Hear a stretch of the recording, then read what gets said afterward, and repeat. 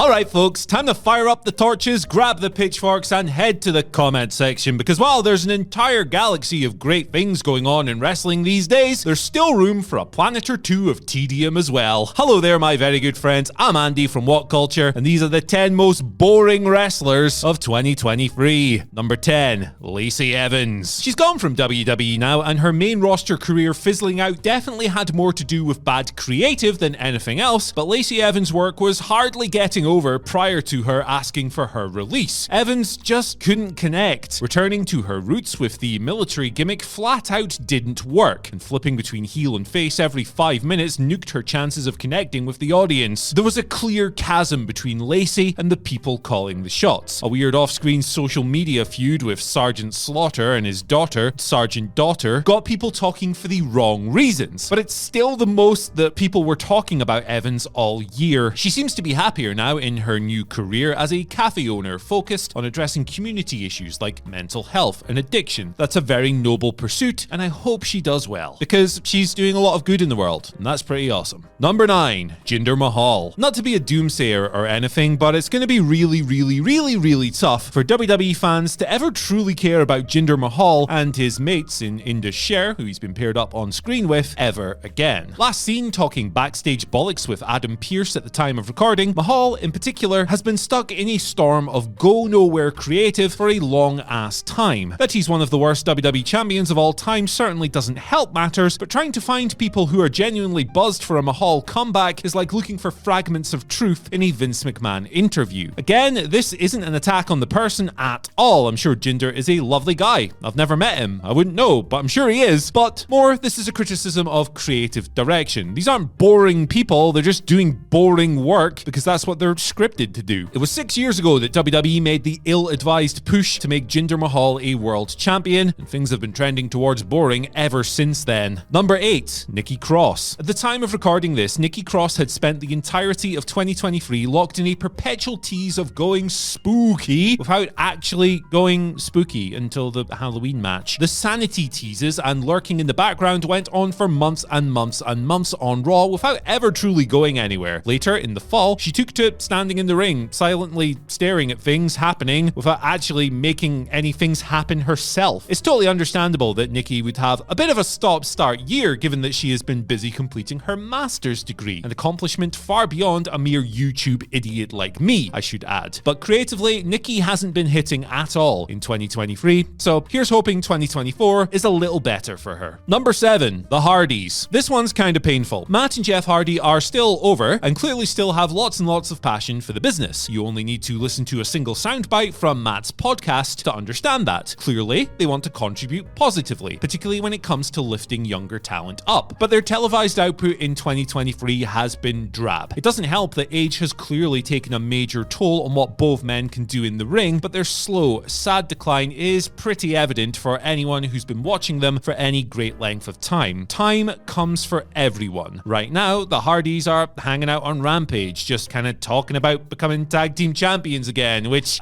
sorry lads, I don't think it's happening. Number 6, QT Marshal. QT Marshal is a perfectly good goober heel who has done some decent work in Mexico this year, particularly opposite Penta, but it's his AEW output that lands him the spot on this year's boring list. QTV and its weird and wacky characters ultimately harmed Powerhouse Hobbs earlier this year. Being affiliated with Marshal's gang of goobers took one of the most imposing big men in the business and reduced him to a guy who had never felt like less of a force. It dragged on far too long, and QT himself hasn't even been the most engaging presence in his own group's segments. There has to be a more effective way of utilizing his talents than this, though I think you'd probably struggle to find somebody clamoring for a QT Marshal mega push in 2024. Number 5, Charlotte Flair. She's a popular target for criticism, Charlotte Flair, and a lot of it is unwarranted. Few WWE stars have such out-of-control disdain from the fans as Charlotte, stemming from her never-ending monster push, which is often seen as coming at the expense of other more popular stars. But in 2023, Charlotte's old heights have never felt so far away. She remains a babyface that's infinitely better and more believable as a heel, transparently projecting the appearance of a well-meaning veteran looking out for younger stars on screen, but we've been through this enough to know that it simply doesn't connect. Heel Charlotte Flair absolutely rules, and it's more natural on screen. Baby babyface Charlotte Flair, not so much. It's the latter that we've seen the most of in 2023, and that's why she's on the list. Number 4, Hit Row. It's been a deeply weird year for Hit Row, who were brought back to WWE by Triple H in 2022, but have basically become a punchline for Michael Cole to make fun of and kinda bully in 2023. Yes, Top Dollar messed up a dive. It happened, and there's no getting away from that. But the least WWE could do was not have Michael Cole bring it up every single bloody week, knocking audiences over the head with it again and again and again, making Top Dollar look like a person of permanent ridicule. Dollar has since been released by WWE, but B-Fab and Ashanti the Adonis are still there, they just aren't being used all that much. Even when they were being booked, they were nothing more than a jobber act, which is whatever, every promotion needs talent to put other wrestlers over in short matches. It's a very important role, but it's not exactly gonna get Hit Row over. Talented people just booked into nothingness. Number 3, Natalya. Natalya had a nice mid-year storyline going on with Rhea Ripley, putting the Eradicator over huge in Saudi Arabia by jobbing out hard on her own birthday, then earning a second title shot by stepping up when the company needed her after Becky Lynch missed an Indian tour due to her passport being folded or something equally stupid. Poor Becky. But the wash, rinse, repeat saga of Natalya is very hard to buy into these days. When Natalya isn't picking up more tag team partners than anyone else on the roster, she is being thrust into a spotlight and presented as a singles title challenger that you know is never gonna win, rendering the feuds very difficult to invest in. A very good wrestler who's been with WWE for ages, Natalya would benefit greatly just from getting something new from creative for a change. And no, I'm not talking about another thrown together tag team. Lord knows we've had enough of those. Number 2, Ronda Rousey. It's unfortunate that Ronda Rousey's second WWE run will go down as a failure. In her first spell with the company, Rousey was genuinely electric, showing an aptitude well beyond her experience level as she compiled one of the most impressive rookie years WWE had seen since Kurt Bloody Angle. But at the second time of asking, the fire was clearly out, and Ronda's 2023 was uninspiring prior to her stepping away from WWE completely. Perhaps we shouldn't be too surprised by this. Rousey never came across as somebody who particularly enjoyed wrestling's fandom specifically, and it did come across on television. On top of that, losing the dangerous aura and genuine edge that she had the first time around left Rousey struggling, even when positioned opposite real-life friend Shayna Baszler for what should have been a great farewell feud. Now bouncing around the indies, working with another MMA horsewoman and another friend in Marina Shafir, perhaps all Rousey needed was a change of scenery. Time will tell if she can find the magic again. And at number 1, Karrion Kross. It speaks volumes that despite the sheer nothingness of his past year or so in WWE, Karrion Kross still has hundreds of people calling for him to be given a bigger push. Those captivated by his presence in NXT still hold out hope that one day WWE is going to send Kross off in a more dominant direction and have him rule a brand just like he did on the old developmental show back in the day. And it's easy to see why. The Smoke and Mirrors ring entrance, the intensity, and his sheer presence caught on with a lot of WWE fans. But Kross has been on a highway to nowhere since coming back, and that doesn't look like changing anytime soon. On the main roster, Kross carries neither the aura nor the presence to play a convincing dominant monster, and the ring work simply isn't ferocious or stiff enough to marry up with the image. The sands of time are currently tick-tocking away on hopes of the big man ever doing anything more substantial on Raw or SmackDown. So, on the basis of what people expect of Kross versus what we actually get on television, he is, unfortunately, our most boring wrestler of 2023. But by all means, hit up the comment section and tell me how wrong I am. I'm Andy, and I'll see you later.